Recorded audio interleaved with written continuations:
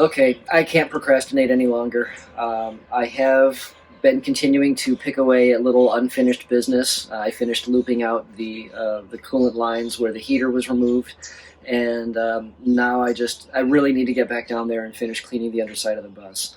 Luckily, we have relocated it to a spot on the back of our property where the ground's a little bit smoother, a little bit less rocky.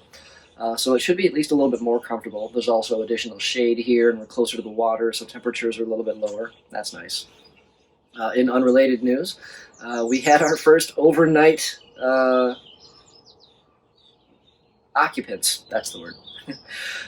My cousins and uncle came to visit us a week or so ago, and we set this place up for them, clearing out all the workspace, and they put out air mattresses and had kind of a camp out on the property inside the bus. So the inaugural overnight has been completed, and I'm feeling refreshed and ready to keep on doing the good work.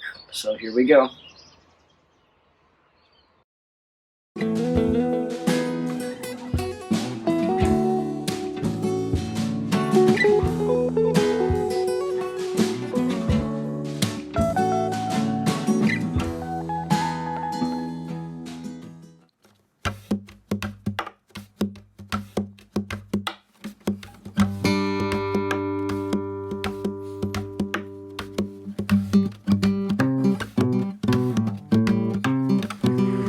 We're gonna relocate this guy.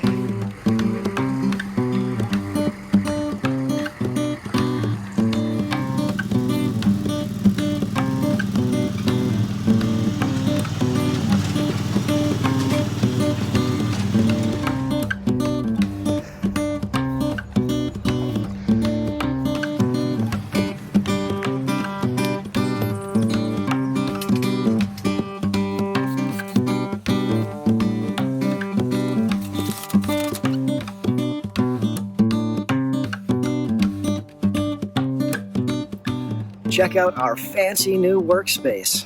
My cousin Kyle came into town to give me a hand on the next steps of the project, and while we were putting our big tarp over the top, we realized, oh hey, we can actually create like a little overhang and make sort of an outdoor garage, which we have done, and now I've kind of got a little workshop area set up outside here, and we finally have the space that we're going to need to be able to work on things outside the bus, leave the inside clean and clear. And this is going to enable the next real major steps of progress. So I'm super excited about it.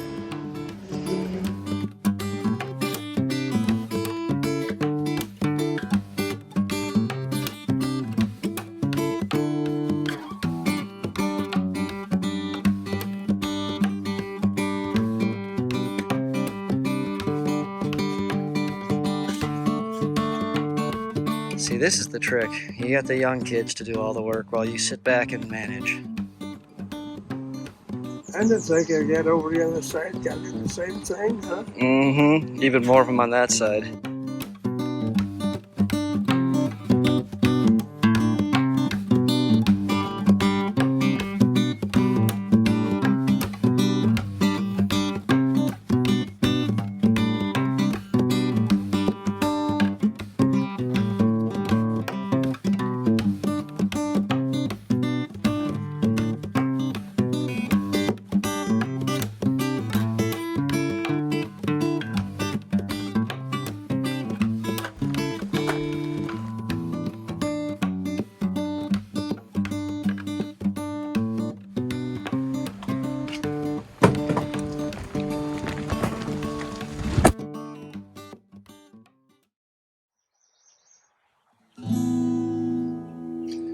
Okay, all of our windows have been removed, but I put one back in so I could give you a quick little overview on how I went about actually doing the removal process.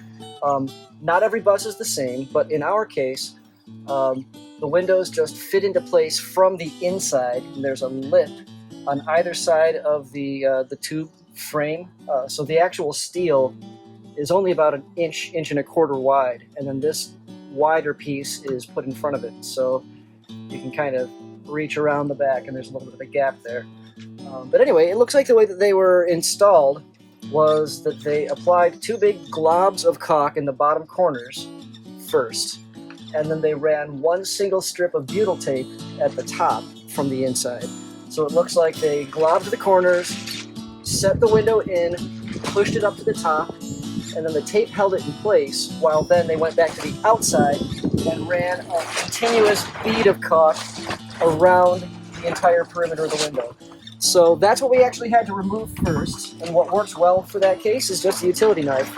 Just going straight down on the edge, going in this way, and then coming in from the side and doing the same thing. And what you're trying to do is you're trying to just get rid of any extra caulk that doesn't need to be there. This little sort of triangle strip of it, if you can just peel that away, you're going to have less to fight with later on. So do that around both sides, and across the bottom, that's actually not quite as necessary. On the bottom, it turns out that this is just flush and flat all the way to the interior. So what I had the best luck with was taking a very, very thin putty knife, and not just the thickness of the material, but also a narrow one. This is only like about an inch wide.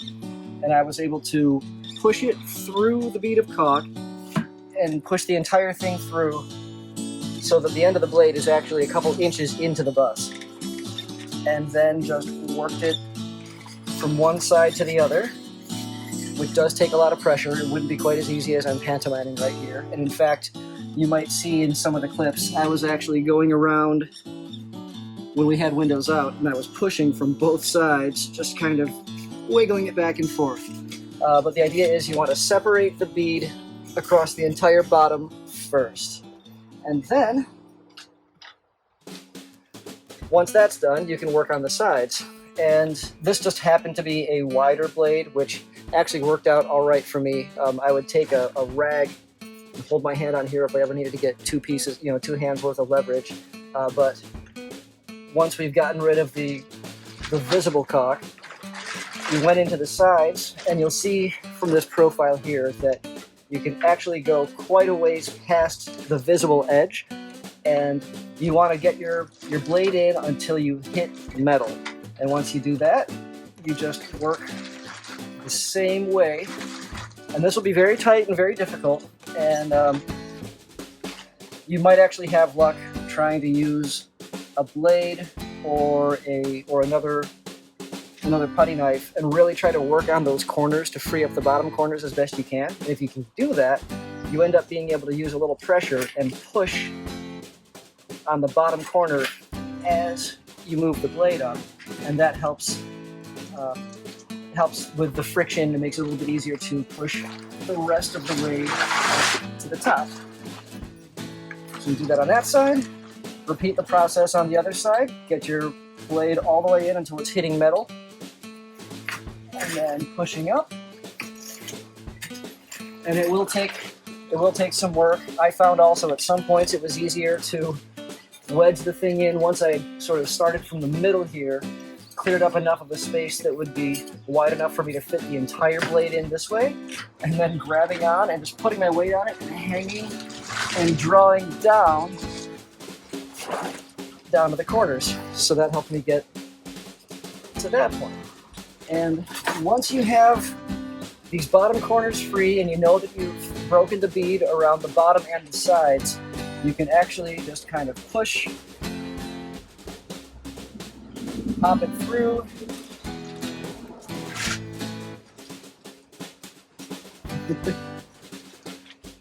I wonder if this is going to be an outtake. Oh, okay.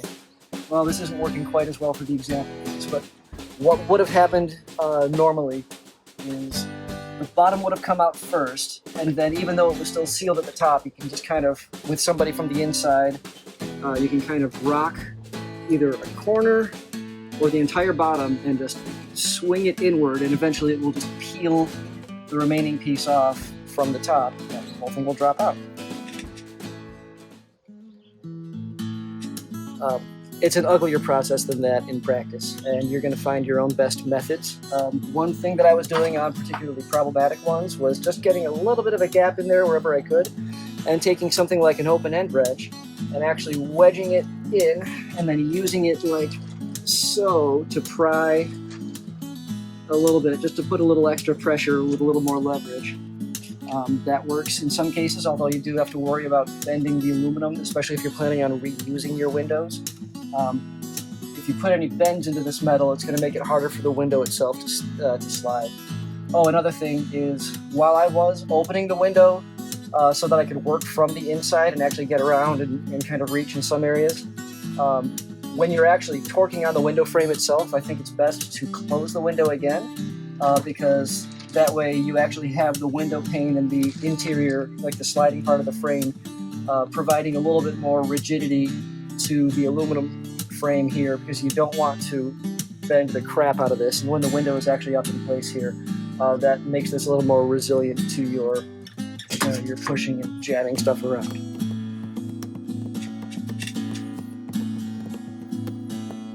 Okay, that window section has been pulled back out, and I just wanted to show you. This is the amount of caulk that you might be looking at.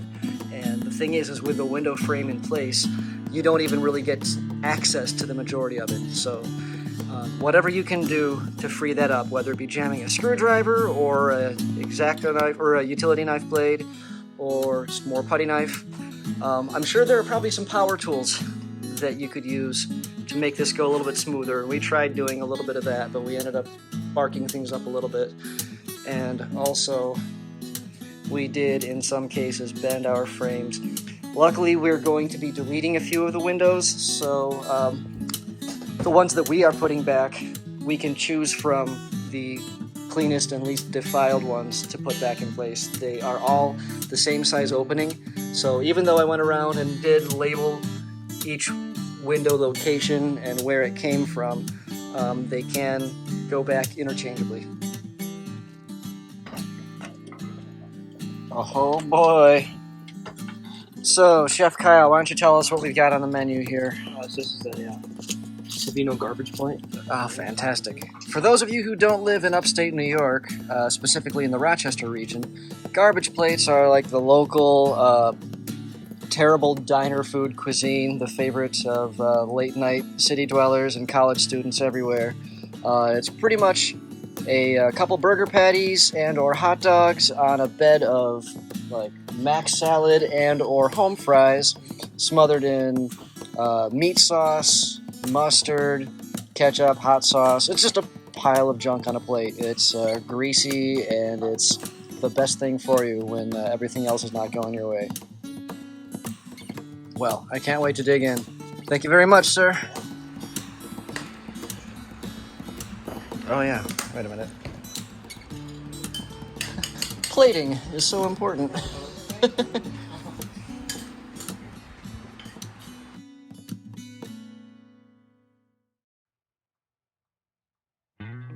All right, we have a blanket fort bus, and the wiring harness that was running around the whole perimeter has now been completely dismantled, and it's going to be about time to work on the last remaining ones up at the front. This whole thing is about to get rolled all the way back and traced out the rest of the way. In preparation for all my labeling, I needed to give a name to each of the lights that I was going to be disconnecting. So I went through meticulously, giving everything a proper name, and then it just came down to actually going wire by wire and labeling it, then disconnecting it. I started with the stop sign on the outside, and then made my way through to the rest of the big wiring harness on the inside.